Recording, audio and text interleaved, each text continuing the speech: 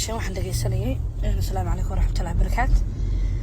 hees loogu talagalay abaaraha ahayd oo ay fanaaniin qaadiyeen oo ay fanaaniintaas ugu talagaleen inay ummadda ku dhiirigeliyaan inta markaan heesta kaga soo gudubno waan idin salaamaya dhammaan ummadda Soomaaliyeed meel walba dadka ka nooshihiin marba wax la isku sheegaa marba wax la isfaraa marba wax la isku qabtaa marba wax la istaraa waa markay ummadda ku baahan tahay adiga waa idinkii shalay reehebel iyo reehebel lacagihii intii aan ogaa ku bixinayay miyaan maanta aynu awoodi weynay inagoo qurbaha daadsan sida qashinka u daadsan aynu ummaddeena u kacna miyaan awoodi weynay warmeeyay dadkii iyo dadyowgii qabaa'ilada wax ku bixin jiray xataa maanta oo kale qabaa'ilku waa xalaal haddana xataa at least reehebelkaaga abaartu haysato xataa dad wax ugu tartid anuu xanaamisanay waxbaad qabatay dadka qabyaaladda u shaqeyso waxaan leeyahay reehebel ku kaca sidayda dadka nicam reehebelka iyo waxa iyo diimaha waxaan odhan lahaa idinkuna walaalayaal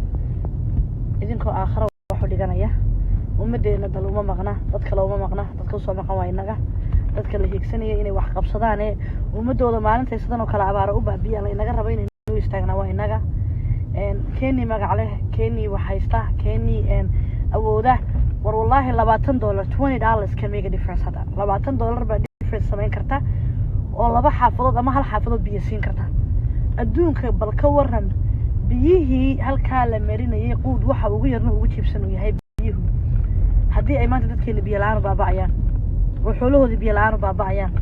oo dadkii biyo la'aan baaba'ayaan oo beerihii biyo la'aan baaba'ayaan goormaynu isku tashan doonaa miyaynaan maalin walba abaar baa jirta u yaan la odhaninay miyaynan abaaraha ka hor sii tashan karin haddii ummaddeena waxaan oo kale ku yimaadaan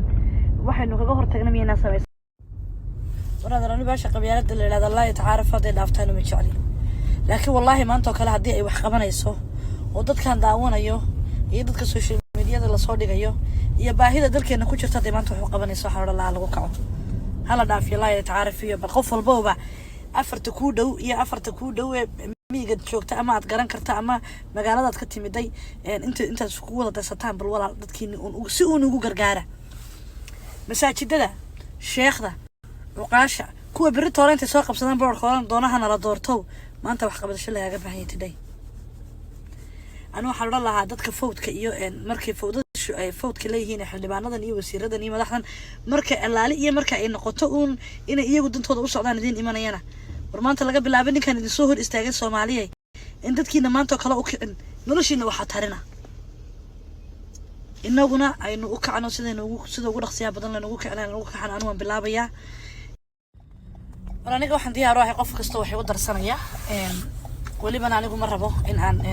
laakiin dadkan wax caawinaya inay la soo xiriiraan emailkayga halka ku soo qoraya anigu waxaan diyaar u ahay inaan ummadayda u kaco aan caawiyo war walaalayaal aynu isku kacno aynu isu gargaarno ilaahay haynoo gargaaree waxaa la yidhi dadka ummaddu markay iyagu isku gargaaraan ayuu alla subxaanahu watacaala u gargaaraa ilaahay ummaddeennana abaaraha ka saaro war walaal anigu qaybtan tabaruca kuma wanaagsani dad badan kuma xidhni oo yacni ma aaminsani dadkan dad hagaagsan weli maba aan baranba kuwan sadaqada aruuriya intaan sadaqa aruuriyana waa in aan individual u aqaano markaa qofkii abaaraha u kacaya igaga xog roon ilmaada reer hayla soo xiriiraan waxaan diyaar u ahay inaan u kaco inta tamarteeda iyo karaamkayga ah inaan jidka u maro because maanta haddaan wax u qaban ummadayda weliga wax uma qabanayo ya wixii adin iyo af ah iyo adin